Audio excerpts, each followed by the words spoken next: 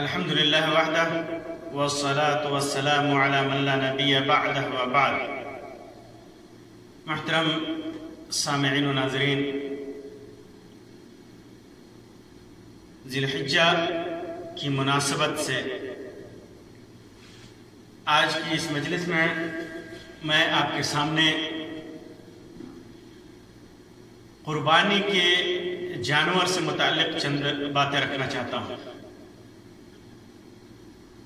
कुर्बानी के जानवर के लिए किन जानवरों का शरीयत ने हुक्म दिया है कुर्बानी के लिए, और उन जानवरों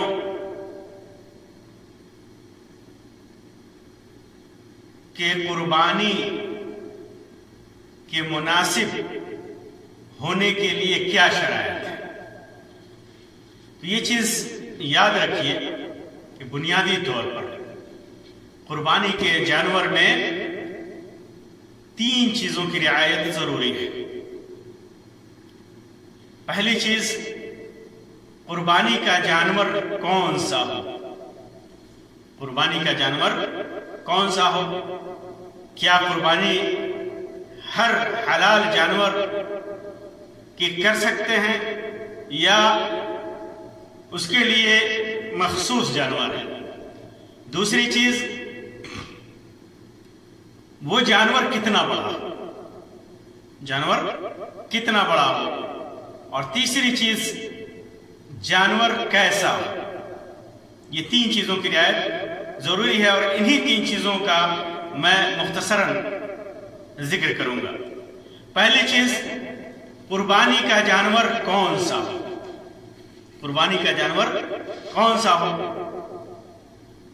तो ये वाज़ेह है कि कुर्बानी के लिए जानवर मुतअय्यन है, मखसूस है। हर जानवर की कुर्बानी आप नहीं कर सकते। हर जानवर जिसे हम हलाल समझते हैं या जो हमारे लिए हलाल है, जिनका खाना हमारे लिए जायज है, हलाल है, उसकी हर जानवर की कुर्बानी नहीं कर सकते। जानवर मुतअय्यन है जिनका जिक्र अल्लाह तबारक व तआला ने कुरान मजीद के अंदर किया है। वो 4 किस्म के जानवर हैं। अल्लाह ताला फरमाता है, वलिकुल्लि उम्मतिन जअलना मनसकन लियज़कुरु इस्मल्लाहि अला मा रज़क़हुम मिन बहीमतिल अनआम, कि हमने हर उम्मत के लिए कुर्बानी के तरीके मुतअय्यन कर दिए हैं ताकि वो उन चौपाए जानवरों का पर अल्लाह का नाम लें जो अल्लाह तबारक व तआला ने उन्हें दे रखा है। तो अल्लाह तबारक व तआला ने कुर्बानी के लिए जिन जानवरों का जिक्र किया है उन्हें बहीमतुल अनआम कहा है। बहीमतुल अनआम कहा है। अनआम लुगत में या कुरान की इस्तिलाह में अनआम का जो लफ्ज है, ये 4 किस्म के नर और मादा 2 जानवर को शामिल है। जैसे ऊंट नर मादा, गाय नर मादा, भेड़ नर मादा, बकरी नर मादा। मुफस्सिरीन लिखते हैं इस आयत की तफसीर में कि अरब के नजदीक बहीमतुल अनआम का इस्तेमाल ऊंट, गाय और बकरी के लिए होता है। इसकी तफसील भी अल्लाह तबारक व तआला ने कि बहीमतुल अनआम कौन से हैं, अल्लाह तबारक व तआला ने एक दूसरी जगह पर सूरतुल अनआम के अंदर जिक्र किया है। तमानियत अज़वाजिन मिन अज़्ज़ान इस्नैन व मिन अल-मअज़ इस्नैन कुल अज़्ज़करैन हर्रमा अमिल उन्थयैन अम्मा इश्तमलत अलैहि अरहामुल उन्थयैन नब्बिऊनी बिइल्मिन इन कुंतुम सादिकीन व मिन अल-इबिल इस्नैन व मिन अल-बकर इस्नैन। अल्लाह तबारक व तआला ने इस आयत करीमा के अंदर बहीमतुल अनआम में कौन से जानवर हैं उनका जिक्र किया है।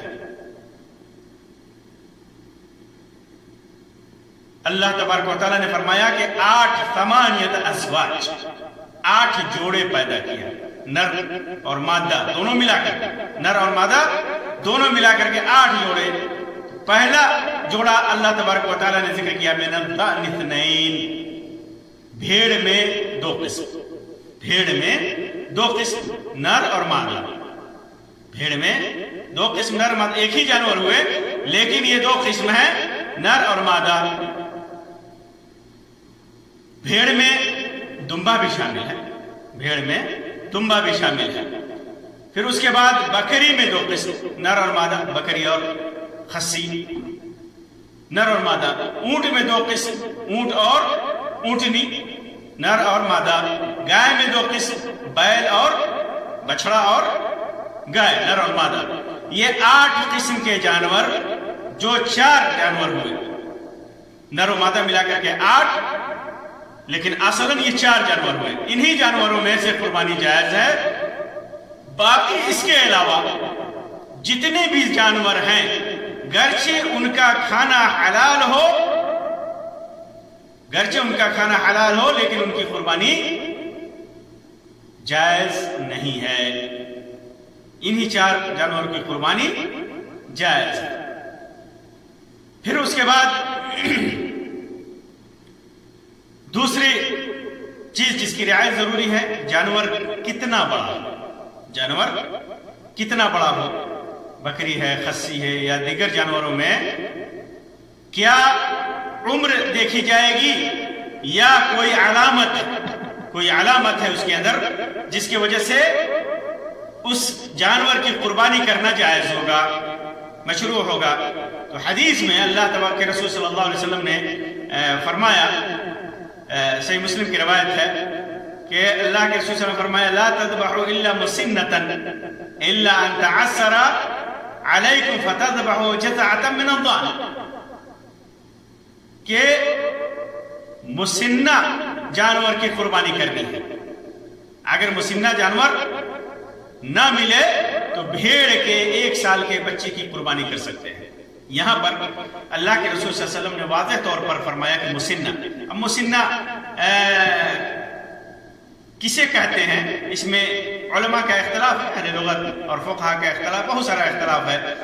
گائے کے لیے عمر الگ رکھی ہے، اونٹ کے لیے الگ رکھی ہے، لیکن مسنہ کی تفسیر روایات کی بنیاد پر اور صحیح تفسیر یہ ہے کہ مسنہ جو اگلے 2 دانت ٹوٹ کر کے چھوٹے دانت، نئے دانت نکل آئے ہیں، جب نئے دانت نکلتے ہیں تو وہ دانت ٹوٹتے ہیں، تو انہی کو مسنہ کہا جاتا ہے، انہی کو مسنہ کہا جاتا ہے۔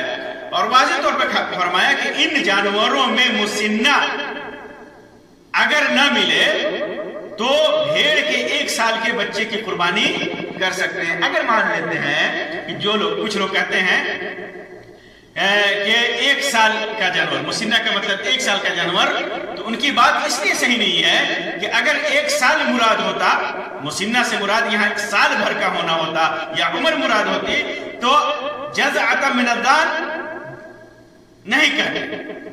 جذع 1 سال سے کم کا ہوتا ہے، 1 سال کے بھیڑ کے بچے کو جذع کہا جاتا ہے۔ تو بھیڑ کے بچے کے لیے خصوصی رعایت ہے کہ اگر مسنہ نہ ملے تو بھیڑ کے بچے کی کر سکتے ہیں، ورنہ مسنہ ضروری ہے، یعنی اگلے 2 دانت ٹوٹے ہوئے ہو۔ بہت فقہا نے جو مسنہ کی عمریں لکھی ہیں، انہوں نے دانت گرنے کی تقریبی عمریں لکھی ہیں، تقریبی عمر لکھی ہے۔ یہ ہر کس مراد نہیں کہ اسی عمر کا جانور مسنہ ہوتا ہے۔ مسنہ صرف وہی جانور ہے جس کے اگلے دونوں دانت گر چکے ہوں یا گر رہے ہوں۔ چونکہ شریعت اسلامیہ عالمی اور آفاقی شریعت ہے، اس لیے اس قربانی کے جانور کی عمر کے بارے میں ایسا معیار بتایا جو ہر ملک اور آب و ہوا میں یکساں ہو۔ دانت گر جائے، دنیا کے کسی بھی گوشے میں ہے، کسی بھی حصے میں وہ جانور ہو، ایک سا ہی ہوتا ہے۔ اگر شریعت نے عمر کی قید لگا دی ہوتی تو 1 سال کا جانور کہیں بہت تازہ تیار ہوتا ہے، کہیں بالکل دبلا پتلا ہوتا ہے۔ یہ ایسا معیار ہے جیسا کہ شریعت نے انسان کے بالغ ہونے میں رکھا ہے۔ کہیں کہیں دیکھتے ہیں بلوغت کے لیے شریعت کا مکلف آدمی کب ہوتا ہے؟ بالغ ہو، لڑکا ہے ہو، لڑکی ہو، یہ معیار ہے اور بلوغت کی علامتیں ہیں۔ صرف عمر نہیں لکھی کہ 9 سال کا بچہ ہو جائے، 10 سال کا بچہ ہو جائے تو شریعت کا مکلف ہوتا ہے۔ بلوغت لکھی ہے، دنیا کے کسی بھی حصے میں لڑکا 9 سال کا ہو، لڑکی 8 سال کی ہو، لڑکا 13 سال کا ہو، بالغ ہو گیا تو شریعت کا مکلف ہے۔ اسی طرح جانور مسنہ ہے، دانت ٹوٹ گئے ہوں اس کے اگلے یا گر رہے ہوں تو وہ ہر آب و ہوا میں، ہر ملک میں، ہر موسم میں آسانی سے پہچان میں آ جاتا ہے۔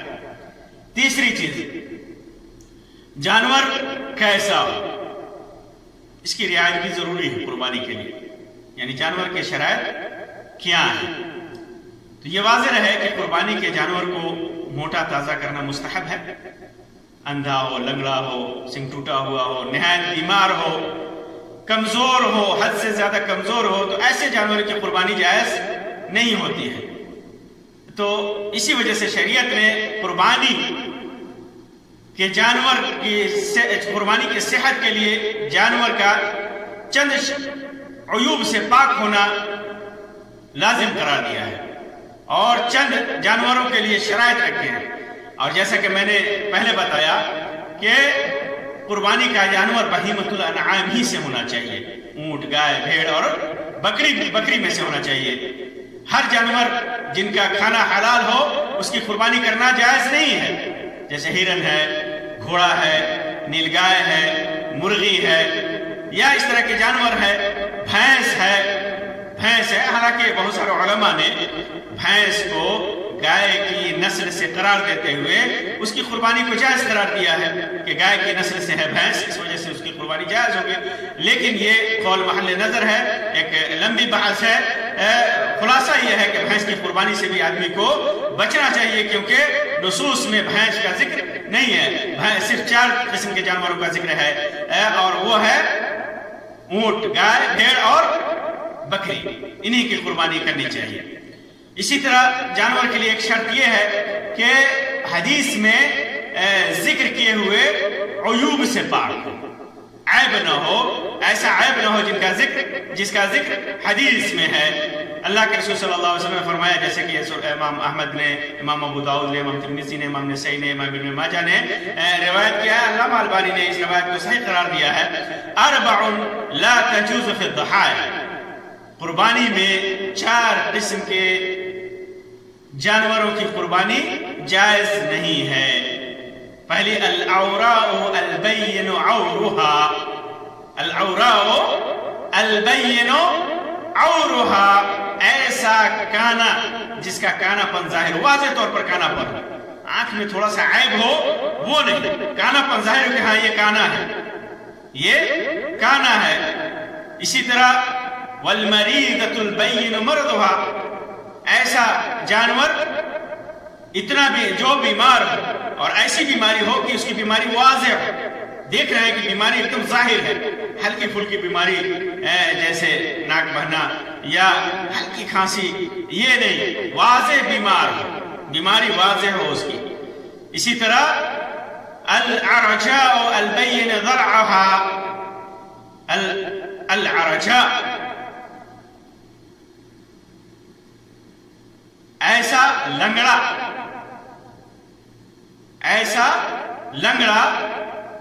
جس کا لنگڑا پن ظاہر ہو، ایک دم واضح طور پر لنگڑا کے چل رہا ہے، ہلکا پھلکا اگر مائل ہو کر کے چلتا ہے تو نہیں، لنگڑا پن جس کا ظاہر ہو، ہلکا لنگڑا کر کے چل رہا ہے، ہلکا پھلکا لنگڑا پن واضح نہیں ہے، بس شک ہے، تو اس کی قربانی جائز ہے۔ لیکن اتنا لنگڑا ہو جس کا لنگڑا پن واضح ہو، چل رہا ہے لنگڑا کر کے، تو ایسے جانور کی قربانی جائز نہیں ہے۔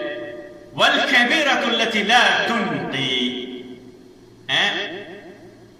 ایسا دبلا پتلا یا ایسا بوڑھا جانور جس کی ہڈی نمایاں ہو، لگے کہ اس کی ہڈی میں گودا ہی نہیں ہے، ہڈی میں گودا ہی نہیں ہے، گوشت ہی نہیں ہے، تو اتنے دبلے پتلے جانور کی قربانی جائز نہیں ہے۔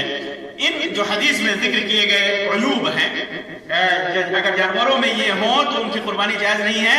ان عیوب پر قیاس کرتے ہوئے علماء نے چند اور عیوب کو لکھا ہے، انہی پر قیاس کرتے ہوئے کہ اگر یہ عیوب ان جانوروں میں ہو تو ان کی قربانی جائز نہیں ہے۔ جیسے سینگ ٹوٹا ہوا ہو، وہ جانور جس کا سینگ ٹوٹ گیا ہو بعد میں، اس کی قربانی جائز نہیں ہے، چاہے سینگ جیسے بھی ٹوٹا ہو۔ البتہ ایسا جانور جو پیدائشی سینگدار نہیں ہے، اس کا سینگ پیدائشی نہیں ہے، تو ایسے جانور کی قربانی کر سکتے ہیں۔ اسی طرح اندھا جانور اگر اندھا ہو تو اس کی قربانی نہیں کر سکتے۔ اسی طرح جانور اگر بکری ہے یا اونٹنی ہے یا گائے ہے اور قریب الولادہ ہے، اس کی ولادت قریب ہے اور ولادت میں پریشانی آ رہی ہے، تو اس کی بھی قربانی جائز نہیں، یہاں تک کہ ولادت کا خطرہ ٹل جائے اور وہ جانور صحیح سالم ہو جائے تو اس کی قربانی کر سکتے ہیں۔ اسی طرح اونچائی سے گرنے یا گردن وغیرہ گھٹ جائے جس کی وجہ سے موت لگتا ہو کہ اس جانور کی موت قریب ہے، اونچائی سے گر جائے، گردن گھٹ جائے کسی چیز میں، اب لگے کہ ہاں یہ بچے گا ہی نہیں، یہ جانور بچے گا ہی نہیں، تو اس کی قربانی نہیں کرنی یہاں تک کہ خطرہ ٹل جائے۔ ہاں یقین ہو گیا کہ اب اس کی موت نہیں ہوگی تو اس کی قربانی کر سکتے ہیں۔ اسی طرح ایسا جانور جو کمزوری کی وجہ سے چلنے پھرنے سے معذور ہو، چل پھر نہیں پاتا، ٹھیک سے چل پھر نہیں پاتا، اتنی کمزوری ہے، تو ایسے جانور کی قربانی جائز نہیں ہے۔ اسی طرح اگلے یا پچھلے پاؤں میں سے کوئی پاؤں کٹ جائے تو اس کی قربانی جائز نہیں ہو۔ لنگڑے کی جب قربانی جائز نہیں تو پاؤں کٹ جائے تو اسی پر قیاس کیا جائے گا۔ اسی طرح جس جانور کا پیٹ بد ہضمی کی وجہ سے پھولا ہوا ہو، اتنا زیادہ پھولا ہوا ہو، واضح طور پر لگ رہا ہے کہ اب یہ جانور بچنے والا نہیں، یہاں تک کہ اس کو افاقہ ہو جائے یا وہ جانور اچھا ہو جائے، خطرہ ٹل جائے۔ یا اسی طرح اونچائی سے گرنے کی وجہ سے اگر جانور بے ہوش ہو جائے تو اس کی بھی قربانی کرنے سے بچنا چاہیے یہاں تک کہ بے ہوشی ختم ہو جائے۔ اسی طرح جس جانور کا کان کٹا ہوا ہو یا پھٹا ہوا ہو، ایسے جانور کی قربانی علماء نے لکھا ہے کہ مکروہ ہے۔ اسی طرح اگر جانور کا دم کٹ جائے تو ایسے جانور کی قربانی بھی نہیں کرنی چاہیے اگر دم پیدائشی طور پر نہ ہو۔ پیدائشی طور پر ایسے جانور کی بہت ساری قسمیں جن کے دم نہیں ہوتے، بہت کم ایسے جانور ملتے ہیں، لیکن اگر دم پیدائشی نہیں تو اس کی قربانی جائز ہے۔ یہ جانوروں میں یہ عیوب اگر ہیں تو ان کی قربانی جائز نہیں ہے، ان عیوب سے پاک ہو، سالم ہو، یہ شرط ہے تو اس کے جانور کی قربانی جائز ہے اگر ان عیوب سے پاک ہے۔ چند اور شرائط ہیں قربانی کے لیے، چند اور شرائط ہیں، جیسے جس جانور کی قربانی کرنی ہے وہ اس کا مالک، اس جانور کی ملکیت قربانی کرنے والے کو حاصل ہو، چاہے وہ خود اس کا مالک ہو یا شرعی طور پر کسی نے اجازت دیا ہو، کسی نے کہہ دیا کہ میرا جانور ہے، آپ ذبح کر لیجئے، پیسہ بعد میں دیجئے، یا میں نے ہدیہ کر دیا، آپ ذبح کر لیجئے، تو ملکیت ضروری ہے۔ اگر ملکیت نہیں ہے، دوسرے کی جانور ہے، ایسے اٹھا کر کے ذبح کر لیا تو اس کی قربانی نہیں ہوگی۔ بغیر پوچھے کسی کا جانور لے کر کے ذبح کر لیا، قربانی نہیں ہوگی۔ چوری کے جانور کی قربانی کر لیا، اس کی قربانی نہیں ہوگی۔ اسی طرح اگر جانور گروی رکھا ہوا ہو، کسی نے قربانی کا جانور ہے اس کو گروی رکھ دیا کہ ہم پیسہ دیں گے تو یہ جانور واپس لیں گے، اور اب تک اسے واپس نہیں لیا، ابھی گروی کی حالت میں ہے، اس جانور کی قربانی جائز نہیں ہے جب تک کہ اس گروی پڑے جانور کو اپنے ملکیت میں نہ کر لے۔ اسی طرح ایک شرط یہ بھی ہے کہ شریعت کی جانب سے متعین وقت ہونا چاہیے، یعنی یوم النحر ہونا چاہیے، قربانی کا دن، قربانی کے دن، اور وہ یوم النحر شریعت کی جانب سے متعین کیا ہے؟ 10 ذی الحجہ کو نماز عید کے بعد آپ جہاں نماز پڑھ رہے ہیں، جس علاقے میں، اس علاقے میں، جس عیدگاہ میں یا جس مسجد میں عید کی نماز آپ پڑھ رہے ہیں اس سے پہلے نہیں کر سکتے، عید کی نماز پڑھنے کے بعد قربانی کرنا ہے۔ تو اس وقت سے شروع ہوتا ہے قربانی کا وقت، شرعی وقت، کب تک؟